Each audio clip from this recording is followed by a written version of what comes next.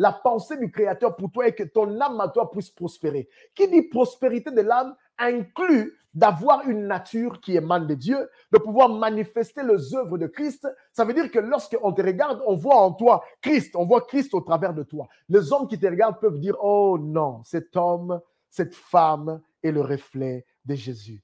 La manifestation des œuvres de Christ n'est pas que le fruit de notre nature ou encore le reflet de notre nature. Non. N'est-il pas écrit que l'on reconnaît un arbre par son fruit?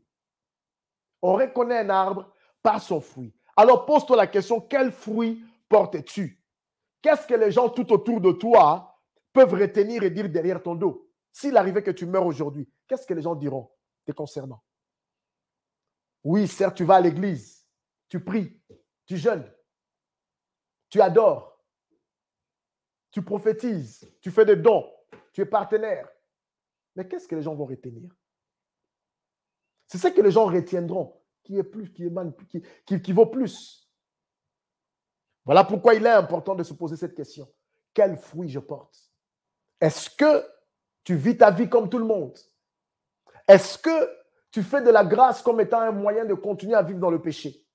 Est-ce que tu te sers de la grâce pour te dire, oui, du fait, au reste, je suis dans l'attente de la grâce, et tant de la grâce, tout est permis. Tout est permis, mais tout n'est pas utile. Quel fruit portes-tu? As-tu un bon témoignage?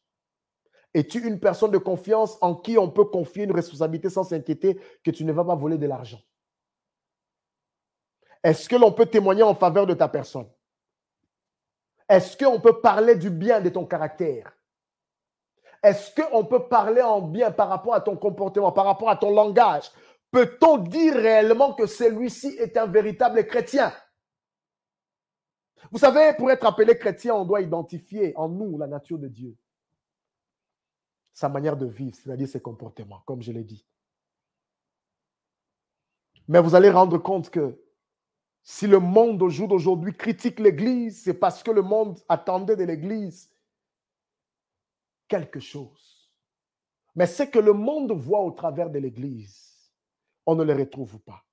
Parce que l'Église n'est pas capable, mais parce que les membres qui englobent l'entité qui est l'Église ont plus laissé la place à la nature adamique d'agir au lieu de laisser le Saint-Esprit, la parole de Dieu, travailler dans leur être intérieur pour manifester la nature et les œuvres de Christ.